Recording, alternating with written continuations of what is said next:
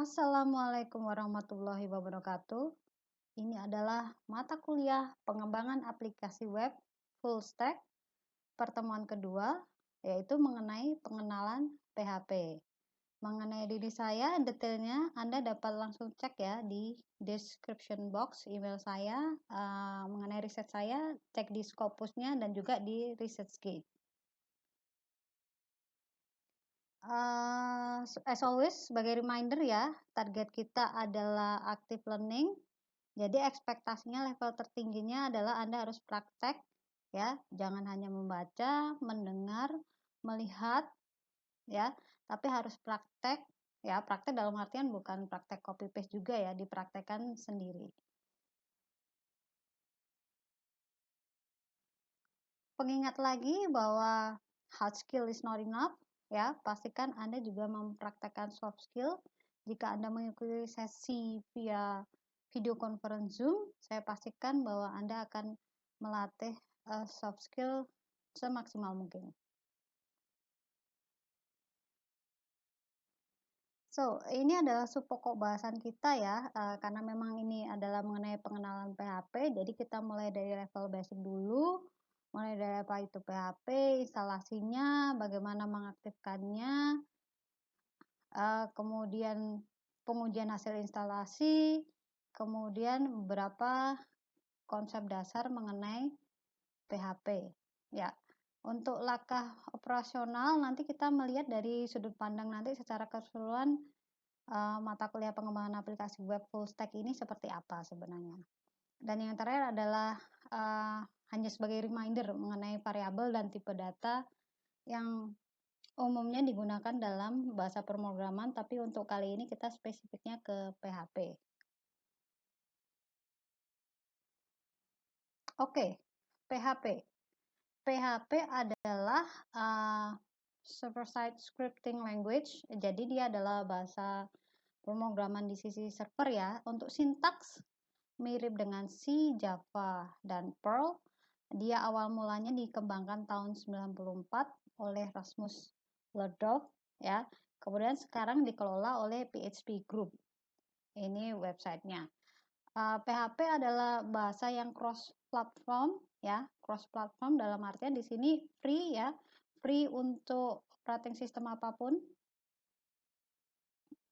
Untuk yang dominan kita gunakan kecenderungannya Windows, tapi memang tentunya juga ada yang aktif pakai Linux ya, atau mungkin ada yang pakai Mac juga, it's fine ya. Kemudian dia dapat bekerja dengan berbagai web server, contohnya adalah IIS milik Microsoft, kemudian ada Apache ya. Yang kita gunakan di sini nanti yang pakai Apache ya, tapi jika Anda ingin menggunakan IIS juga tentunya diperbolehkan. Kemudian juga PHP itu dapat bekerja dengan berbagai sistem basis data, contoh MySQL, MS SQL Server, atau Oracle. Untuk mata kuliah ini yang kita gunakan di sini adalah sistem basis datanya adalah MySQL. Detail dokumentasi PHP Anda dapat cek di halaman web ini ya, di dalam websitenya PHP Group, yaitu di php.net halaman docs.php. Oke, untuk instalasi ya, untuk instalasi software ada beberapa yang kita butuhkan ya untuk mata kuliah PHP ini. Yang pertama adalah web server, yang kedua adalah PHP engine, PHP karena bahasa kita PHP ya. Ketiga adalah database server karena kita butuh akses ke base data.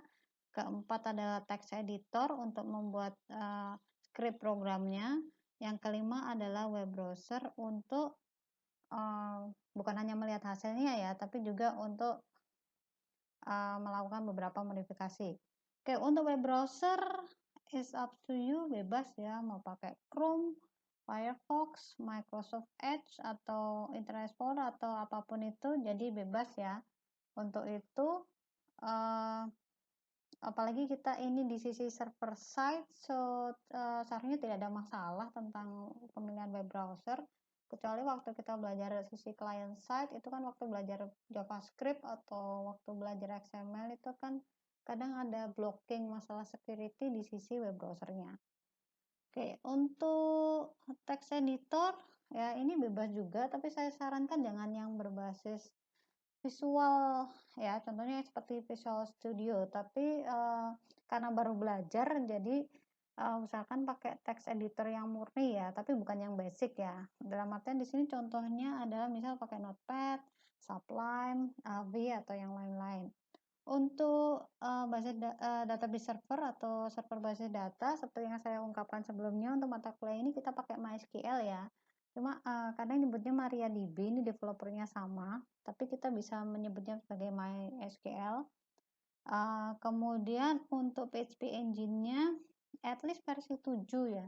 At least versi 7 jika kalian baru mulai belajar katakanlah siapa tahu sebelumnya pernah belajar ya dalam kurun waktu 8 tahun atau 7 tahun ini, saya rasa ketika Anda mulai instalasi di situ sudah mulai versi 7 itu. So, aman-aman saja jika Anda baru install di tahun-tahun sebelum ini.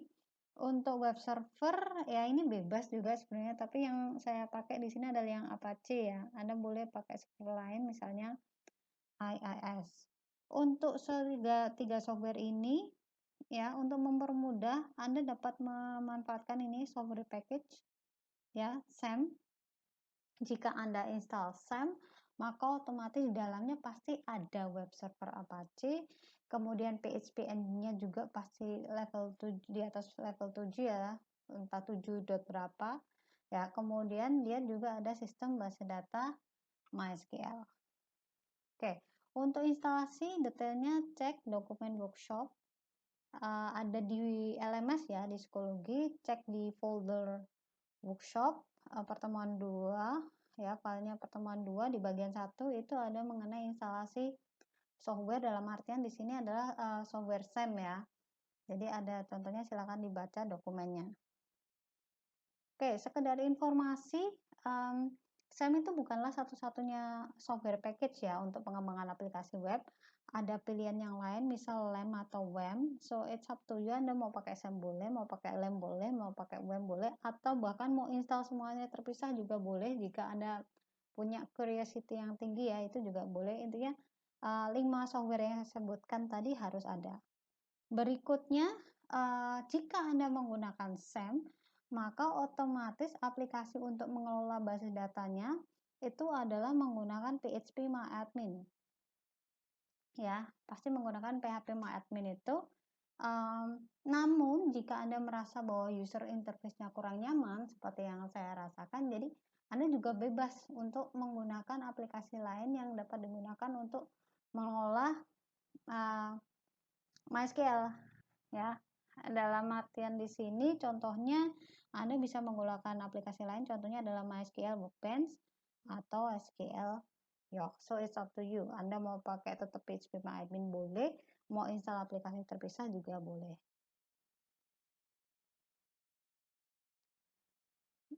Jika Anda berhasil melakukan instalasi dengan benar, maka Anda dapat mulai mengaktifasi modulnya.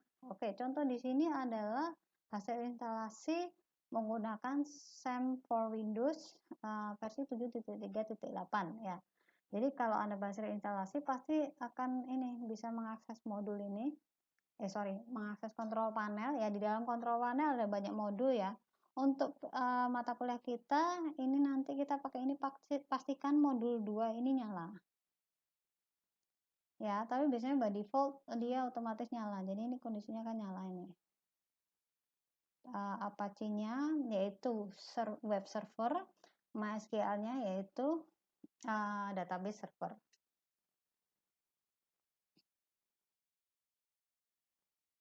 Oke, tadi sudah aktivasi modul ya. Berikutnya kita uji hasil instalasi. Dalam artian di sini kita fokus kepada menguji web servernya dan PHP-nya. Ya. So, untuk web server bagaimana mengujinya? Kalau instalasi web server berhasil, berarti Anda pasti bisa mengaksesnya menggunakan web browser. Ya. Bagaimana caranya? Jadi dalam web browser Anda ketikkan URL ini ya, HTTP localhost. Karena apa? Karena server kita server lokal. Ya, jadi ketikkan saja di dalam URL-nya localhost. HTTP localhost. Nah, kemudian kesetaraannya ya, apapun yang Anda bisa buka lewat web browser menggunakan web server, itu artinya sebenarnya dia disimpan di dalam local drive karena server kita lokal ya. Jadi buka untuk local drive, buka file explorer, aplikasi file explorer, Anda kan bisa lihat file Anda apa saja. Cek ya, waktu instalasi diingat-ingat, waktu itu disimpan di drive mana. Kalau saya di drive C. Ya, hasil instalasi SAM selalu disimpan di dalam folder SAM. Kemudian semua file yang ingin dibuka lewat web browser menggunakan web server harus disimpan di dalam subfolder htdocs. Ya, ini aturan ini jangan diubah-ubah, ini paten. Jadi harus htdocs, ya, kesetaraannya adalah localhost. Ya, htdocs di local drive itu sama dengan localhost di web browser. Oke, kita berikutnya tes ya PHP-nya ya. Simpel aja kita mau tahu kita pakai PHP versi berapa dan detailnya bagaimana. Oke, buka text editor ya, ketikkan 3 baris perintah ini. Simpan sebagai extension .php. Kalau contoh saya, ini berarti nama filenya adalah phpinfo.php. Ya.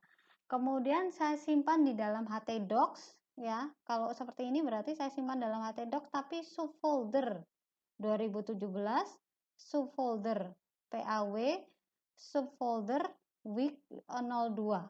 Baru file phpinfo.php saya simpan di situ. Ya, Anda aturan folder silakan diatur sendiri. Tapi untuk contoh saya adalah seperti ini yang saya lakukan. Jadi saya buat subfolder lagi.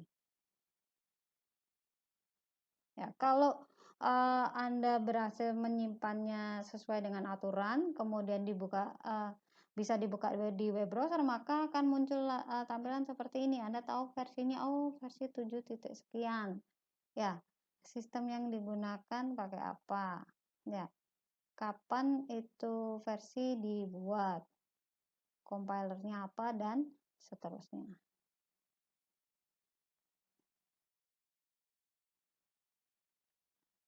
Dasar PHP, struktur dan sintaks, ya ini basicnya ya. Jadi kalau PHP, kalau waktu Anda belajar HTML itu kan harus dimulai dengan tag HTML.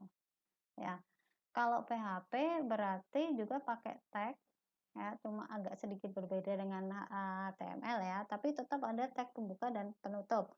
Kalau PHP, start tag atau tag pembukanya adalah ini, simbol kurang dari tanda tanya kemudian ketikan PHP. Untuk tag penutup atau end tag-nya adalah simbol tanda tanya dan lebih dari. Ada option yang lain yang lebih ringkas, cuma ini sudah not recommended ya. Jadi kita pakai yang memang sudah standar yaitu seperti ini. Oke, pada umumnya file PHP itu tidak mungkin dia murni PHP ya, pasti dia ada kombinasi dengan script HTML ya, karena kan untuk menampilkan hasil dalam web browser kan kita butuh HTML. Ya, jadi umumnya kalau file PHP itu pasti kombinasi HTML dan PHP. Bahkan jikapun script Anda itu murni HTML ya, Anda bisa save as, ekstensinya ganti .php, maka itu jadi file PHP juga. So, bisa saja. Ya, jadi PHP itu sendiri selalu scriptnya kombinasi dari HTML dan PHP ya, atau bahkan script HTML sendiri itu juga merupakan script PHP yang valid. Oke, sekarang kita buat contoh sederhana ya. Anda ingat bahwa untuk PHP itu berarti start tag-nya adalah simbol kurang dari tanda tanya kemudian PHP. Tag penutupnya atau end tag-nya adalah simbol tanda tanya lebih dari. Nah, di sini Anda lihat kita membuat PHP di sini. Ya, ini PHP.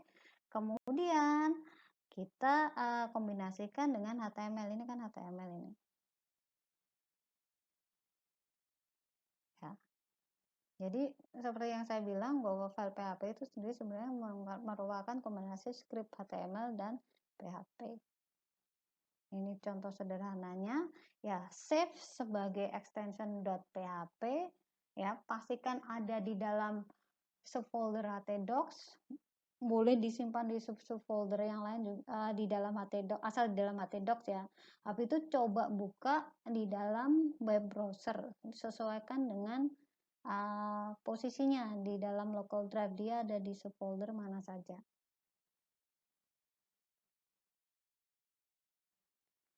Oke, bahasa pemrograman apapun itu biasanya pasti kasih fitur untuk memberi komentar ya, sintaks untuk memberi komentar ya. Detailnya Anda bisa cek di URL ini ya, mengenai komentar di PHP. Jadi kalau pakai PHP itu bisa Anda bikin komentar per baris, bisa komentar multiple baris juga bisa. Kalau per baris bisa pakai ini simbol double forward slash ya. Jadi 2 kali garis miring forward slash ya tadi.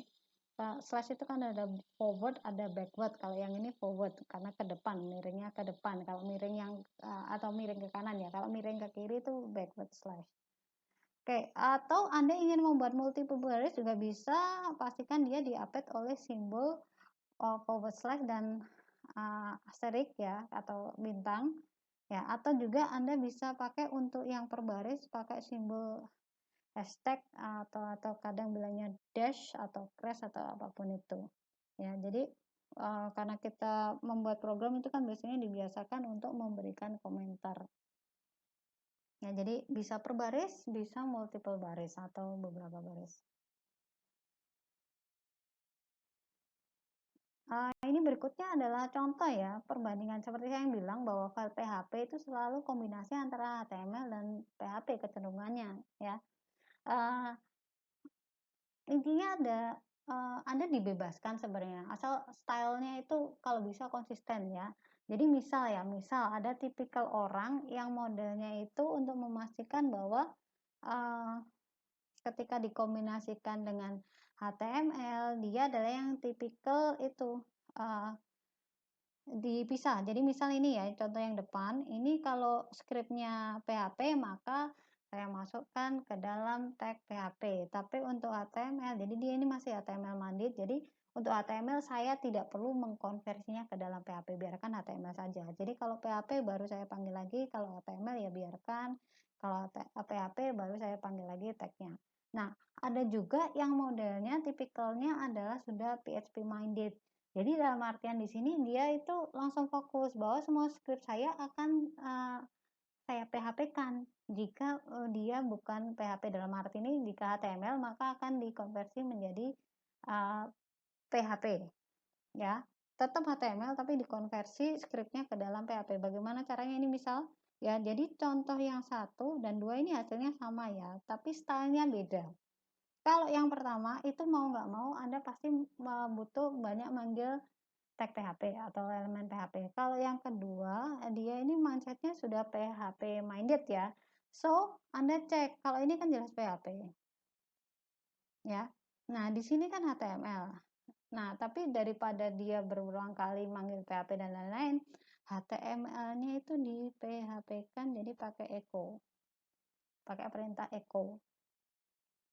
Ya. Kemudian di-update dengan tanda quote. Karena HTML-nya di PHP-kan itu artinya kita harus menganggapnya sebagai karakter string ya. Kemudian kita gunakan fungsi echo dari PHP. Maka itu artinya sama saja sebenarnya, dia di PHP mengenalinya sebagai script HTML. Ya, dan seterusnya. Ini juga sama, ini kan ini PHP juga jadi aman langsung. Nah, di sini kan hasilnya HTML. Makanya dia PHP-kan. Oke, jadi it's up to you, Anda modelnya yang mana, yang tipikal gaya pertama atau kedua bebas. Bebas ya, karena style orang kan beda-beda, mindsetnya juga beda-beda. Jadi bebas Anda mau pakai style pertama atau kedua hasilnya sama. Ya, cuma masing-masing pendekatan tentunya konsekuensinya akan berbeda.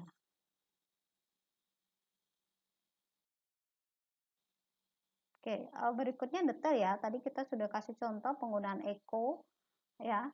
Anda bisa cek ini dia, dokumentasinya di sini. Ya, fungsinya apa? Fungsinya adalah untuk mencetak atau menampilkan hasil di web browser. Nah, tadi kan HTML di PHP-kan dengan menggunakan echo. Biasanya kan kita menggunakan HTML untuk menampilkan sesuatu dalam web browser. Makanya ini sesuai. Karena echo fungsinya memang untuk mencetak atau menampilkan hasil dalam web browser. Contoh ya, yang pertama Anda ingin mencetak tulisan Hello World, maka pakai echo, tanda petik, kemudian ketikkan Hello World, titik koma. Anda ingin mencetak angka 42, oke, echo 42. Ya, ini sama juga. Anda ingin mencetak Hello World, bisa pakai tanda kurung juga boleh. Kalau bedanya yang nomor 1 dengan 3 itu kan satunya pakai tanda kurung, satunya tidak, sama saja. Ya, atau juga Anda pakai ini, koma. Ya, jadi ini kan ingin menampilkan hello 42 volt. Hello itu kan string. Kalau string berarti tanda petik, 42 itu angka biasa tanpa perlu petik, kemudian volt itu kan string pakai tanda petik. Kita gunakan koma. Ya. Atau bisa juga Anda menampilkan variabel, suatu hasil operasi berdasarkan suatu variabel. Misal kita punya variabel value nilainya 19, kemudian kita ingin mengalikannya dengan 64, kemudian di akar. Ya, tinggal di echo. Hasilnya nanti adalah berarti 19 kali 64 di akar, dan hasilnya adalah ini 34 sekian. Ya, jadi itu fungsinya dari echo.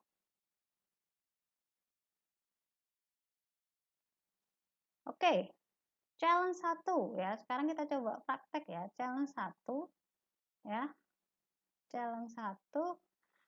Tadi kan ada 5 teks tuh yang di slide sebelumnya itu contoh penggunaan echo. Nah, Anda coba jika Anda ketikkan di dalam teks editor, kemudian dicoba dibuka di web browser, Anda akan melihat bahwa teks itu muncul dalam baris yang sama. Ya, sekarang coba Anda pikirkan dari sudut pandang HTML ya. Kira-kira, atau kalau yang sudah tahu dari sudut pandang PHP juga nggak boleh, bagaimana menampilkan kelima teks itu dalam baris yang berbeda. Tadi misal 5 teks tadi, teks pertama berarti baris 1, teks kedua baris 2, teks ketiga baris 3, dan seterusnya. Kalau sebelumnya tadi teks langsung Anda tuliskan dalam teks editor, tentu hasilnya nanti berada di satu baris yang sama. Nah, sekarang tugas Anda challenge 1 adalah menampilkannya dalam baris yang berbeda. Berikutnya adalah penggunaan concatenation. Ya, pastikan Anda paham konsep ini ya, concatenation, karena Anda dipastikan akan sering menggunakannya dalam mata kuliah ini. Ya, penggunaan concatenation adalah untuk menggabungkan data teks atau string dengan menggunakan tanda titik. Ya, contoh ini ya, kita ingin menggabungkan teks hello dengan world. So, kita gunakan tanda titik untuk concatenation-nya. Ya, jadi simple ya, pakai dot saja kita bisa menggabungkan string.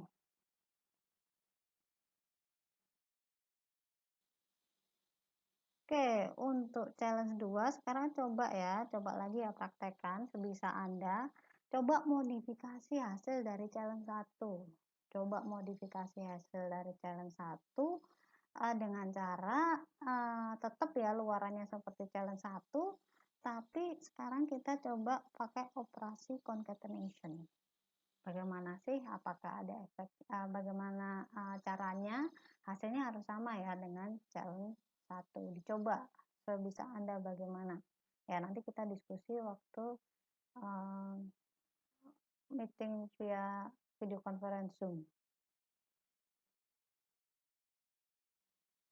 Oke, challenge 3 ini lebih menantang lagi ya. Kita coba tes Anda untuk menggabungkan konsep bahasa pemrograman yang sudah Anda pelajari sebelum-sebelumnya.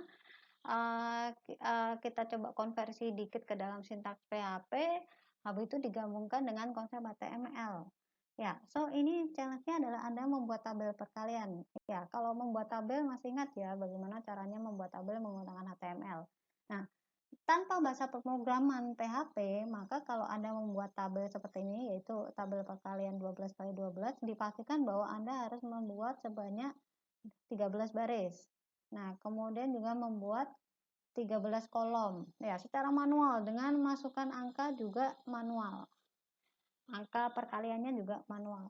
Nah, Sekarang coba dipahami dulu konsepnya, jika dalam bahasa pemrograman selain PHP itu bagaimana ya caranya untuk mengotomasi tabel perkalian ini. Nah, kemudian dikombinasikan dengan ilmu yang Anda pelajari di HTML. Jadi, Anda tidak harus membuat baris dan kolom itu sebanyak sekian kali secara manual. Bahkan hasil perkaliannya juga tidak harus diketikkan secara manual, tapi izinkan PHP untuk melakukannya untuk Anda. Hintnya coba baca dokumen workshop pertemuan kedua yang ada di folder workshop ya. Cek yang bagian 2 itu ada hint tahapan bagaimana cara mengawalinya. Ya, nanti kita bahas waktu video conference Zoom. Hasil usaha Anda seperti apa sih gitu. Seberapa paham Anda dengan mengkombinasikan HTML dan PHP. Oke, berikutnya adalah penggunaan tanda petik atau quote ya. Tanda petik atau quote itu kan ada dua macam. Petik tunggal atau nama lainnya adalah single quote. Kemudian satunya adalah petik ganda atau nama lainnya adalah double quote ya. Anda bebas. Ada orang yang saya cenderung untuk menggunakan single quote tuh. Oke, boleh. Ada yang bilang saya cenderung untuk menggunakan double quote juga boleh. Ya, it's up to you. Masing-masing ada risikonya dan yang paling penting pilihan apapun yang Anda pilih, Anda tahu risikonya masing-masing. Ya, saya beritahu ya. Contoh, ya, jika Anda penganut aliran single quote, ya, jadi ini artinya string selalu diawali oleh single quote. Ya, tapi kadang kan di dalam string kita itu ingin menampilkan simbol tanda petik. Ya, jika Anda penganut aliran single quote dan ingin menampilkan simbol tanda petik, pastikan diawali dengan simbol backward slash. Ini untuk memberitahu PHP saya menggunakan single quote untuk mengawali atau mengakhiri string.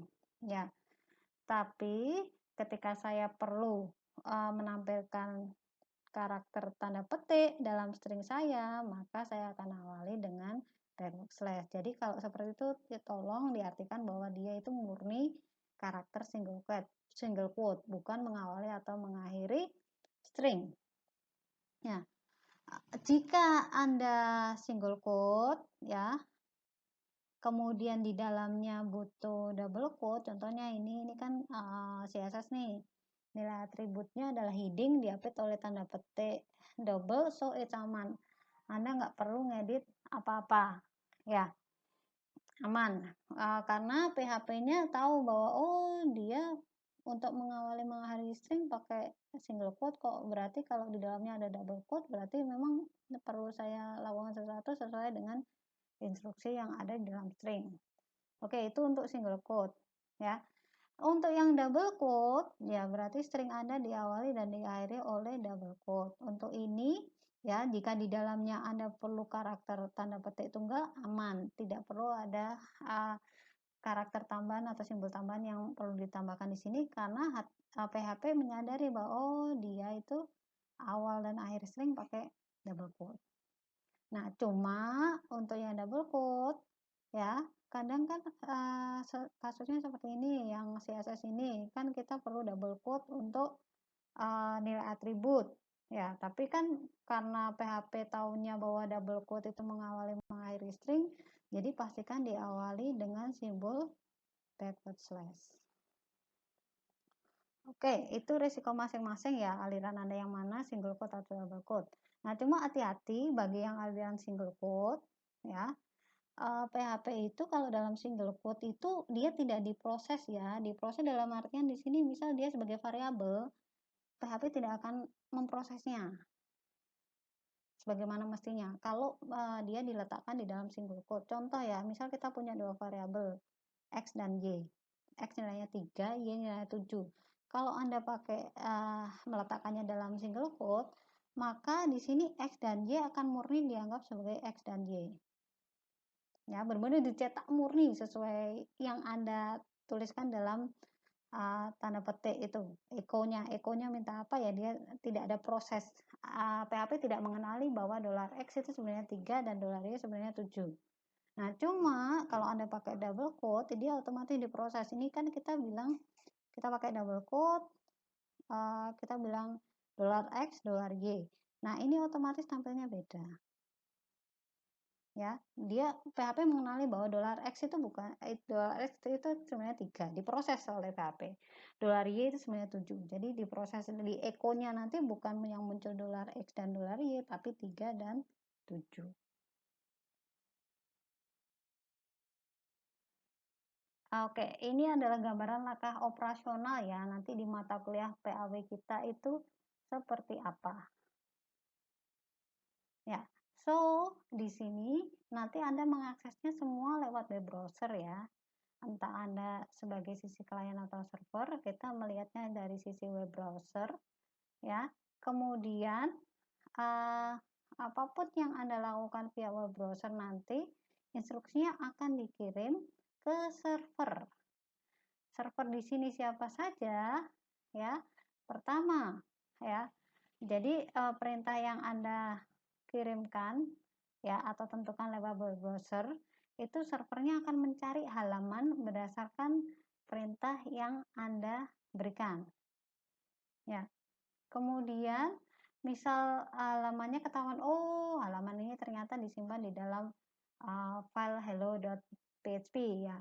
Kemudian halaman itu dibuka hello.php, kemudian diproses. Ya, kita lakukan proses PHP, kemudian dicek di proses itu perlu akses basis data atau tidak. Kalau perlu akses, maka kita akses ke basis data. Nah, kalau sudah selesai proses, maka hasilnya akan dikembalikan dalam kita butuh HTML-nya di sini ya untuk menampilkan hasil, dikirimkan kembali ke web browser. Nah, disitulah Anda melihat hasilnya, hasil dari prosesnya. Ya, di sini kalau di blog ya, kita kan ini blog server besar itu, padahal server kita itu kan dua macam kan. Ada web server, ada database server. Nah, yang PHP itu sisinya di situ, yang sisanya berarti yang database itu adalah database server. Ya, Apache kita adalah mulai dari pencarian halaman, proses, kemudian pengembaliannya dalam format HTML.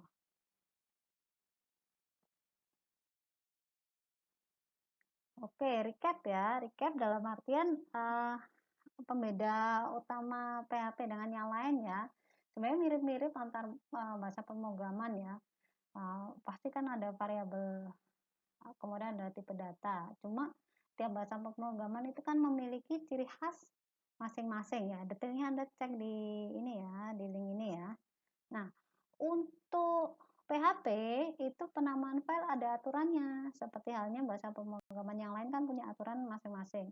Untuk PHP, semua variabel selalu diawali dengan simbol dolar. Jadi kita mata duitan kalau belajar PHP ya, karena dolar-dolar yang ada di depan mata kita hijau matanya nanti. Ya, baru kemudian diikuti oleh nama variabel tersebut. Jadi setiap variabel selalu diawali dengan simbol dolar. Baru sebutkan baru beri nama. Nah, untuk nama itu ada aturan juga. Pastikan diawali dengan huruf atau simbol underscore. Jangan dolar kemudian angka ya atau karakter yang lain. Setelah dolar harus huruf atau simbol underscore. Ya. Kemudian kalau sudah ada huruf atau underscore setelah itu boleh misal kasih alfanumerik ya, atau ada simbol underscore lagi juga boleh ya. Jangan setelah dolar langsung angka atau karakter yang lain ya, selain underscore atau huruf nggak boleh itu.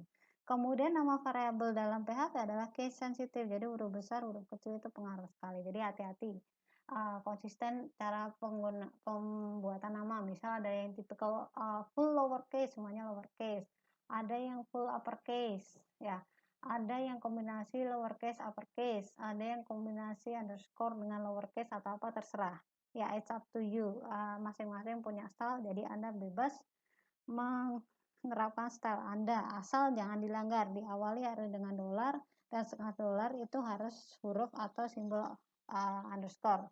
Berikutnya tipe data ya umum sekali, ini tidak ada yang something new ya untuk level Anda di semester ini. Jadi ada boolean, true or false, ya, ada string berupa teks ya, ada integer, ada floating point, ada array, ada null, kemudian juga ada objek. Ya, jadi tidak ada sesuatu yang aneh lah, bisa gampang lah penyesuaiannya karena mirip-mirip dengan yang lain. Hati-hati saja dengan aturan pemberian nama variabel dalam PHP. So, ini adalah materi untuk pertemuan kedua ini ya. Pembahasan detail diskusi akan kita lakukan dalam sesi video conference Zoom. Closing ya, seperti yang saya ungkapkan waktu kontrak kuliah, saya secara pribadi percaya Anda pasti bisa. Ya, karena Anda sudah sejauh ini dan Anda bisa masuk ke teknik informatika. So basically you can, pasti Anda bisa. Nah, tapi statement apapun dari saya tidak akan pernah ada gunanya karena penentunya tetap Anda sendiri. Walaupun saya percaya Anda bisa, tapi kalau Anda tidak membuktikan diri juga tidak ada gunanya.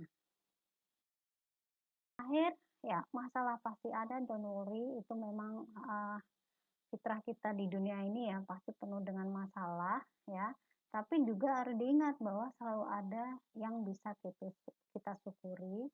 Jadi ketika kita bermasalah, energi kita full negatif ya, ingat untuk bersyukur supaya energi positif kembali dan kemudian kita bisa lanjut berjuang ya. So itu saja untuk pertemuan dua kita kali ini. Terima kasih. Assalamualaikum warahmatullahi wabarakatuh.